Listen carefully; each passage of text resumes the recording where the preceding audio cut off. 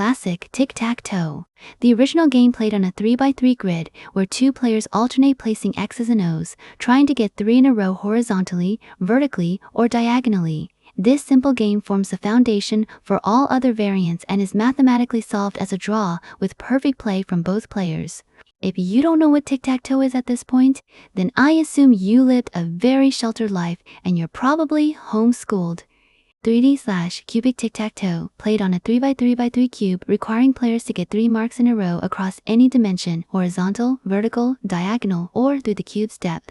This dramatically increases the complexity and number of possible winning lines. The first player has a significant advantage if they play in the center position, making it less balanced than the 2D version. Cubic, an upgraded variant of cubic played on a 4x4x4 board where players aim to get 4 in a row. This game was mathematically solved by Orrin Potashnik in 1980, proving that the first player can force a win with perfect play. The massive increase in possible winning lines, with 76 different ways to win, creates a complex strategic environment.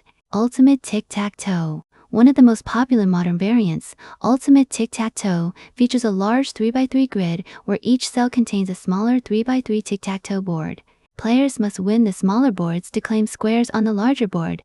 The key rule: your move in a small board determines which small board your opponent must play in next. If sent to a completed board, the opponent can play anywhere. Victory requires winning 3 small boards in a row on the large grid. Disappearing tic-tac-toe. In this variant, marks automatically disappear from the board after a certain number of turns, typically 3 to 4 moves. Players must not only plan their immediate strategy, but also consider the timing of when their pieces will vanish. This creates a dynamic where early moves become temporary, forcing players to time their winning combinations carefully. Misere tic-tac-toe, also called toe-tac-tic, inverse tic-tac-toe, or reverse tic-tac-toe. This variant flips the objective. The player who gets 3 in a row loses. On a 3x3 board, perfect play results in a draw. The first player can secure a draw on any odd-sized board by playing in the center and mirroring opponent moves. Tic-tac-toe, a misere variant where both players use the same symbol, usually the X, and the goal is to force your opponent to complete 3 in a row, causing them to lose. This impartial game can be played on one or multiple boards simultaneously, creating complex strategic scenarios where players must manage threats across multiple grids. Multiplayer tic-tac-toe, a variation for 3 and 4 players, which often involve an expanded playing field. In these versions, players take turns placing their unique symbols, such as X, O, triangle, and square, aiming to create a line of 3 or more consecutive symbols, depending on the field size. Wild tic-tac-toe.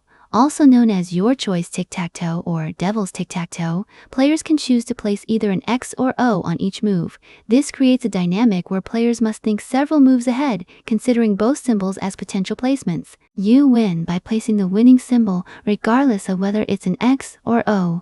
Can be played as either a normal game, 3 in a row wins, or misere, 3 in a row loses. Quantum tic-tac-toe. Invented by Alan Goff, this variant allows players to place quantum superpositions of marks, meaning a single move can occupy multiple squares simultaneously until measured. When quantum entanglements create conflicts, players must collapse the superposition, determining the final positions. This game serves as an excellent introduction to quantum mechanics concepts. I think. I'm not really sure because I'm not a fucking nerd. There's a whole paper about it if you want to read it yourself though. Numerical tic-tac-toe.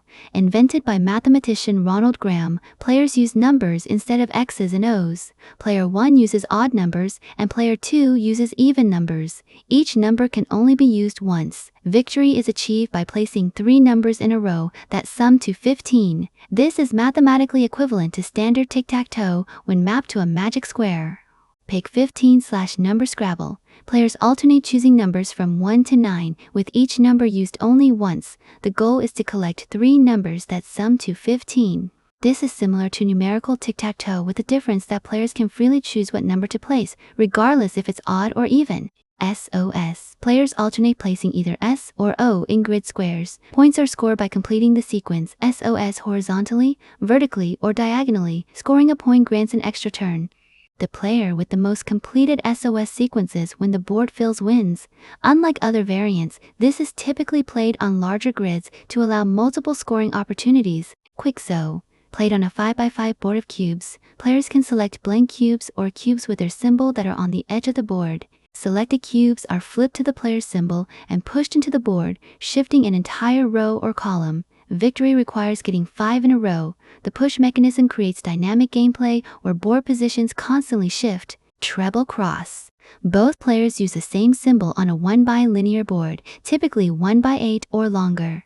The goal is to force your opponent to create 3 in a row, causing them to lose. This impartial game requires careful planning to avoid creating winning opportunities for your opponent while setting up forcing moves. Terni la pili, an ancient Roman variant where each player has only 3 pieces. After placing all pieces, players must move them to empty squares to continue play. This movement phase creates dynamic gameplay similar to Mills games. Archaeological evidence shows this game was popular throughout the Roman Empire. Goblet uses pieces of different sizes that can be stacked. Players can gobble opponent pieces by placing larger pieces on top. This adds a memory element as gobbled pieces remain hidden but can be uncovered if the top piece moves. You win by getting 4 in a row. Pentago, a 2-player abstract strategy game where the goal is to get 5 marbles in a row on a 6x6 board. The board is divided into 4 smaller 3x3 quadrants. The core mechanic is a 2-part turn. A player first places a marble in an empty space, then must rotate one of the 4 quadrants 90 degrees in either direction. This constant shifting of the board creates a highly dynamic and complex game where winning lines can appear or be broken unexpectedly after each move. Unrestricted n in a row. Played on an infinite grid where players aim to get n consecutive marks in a row. The unlimited space creates fundamentally different strategic considerations as players must balance spreading influence across the board with creating immediate threats. Check lines, a 1970s board game using 11 holes arranged in 12 straight lines of 3 holes each. Players place 5 tokens, aiming to occupy 2 intersecting lines of 3.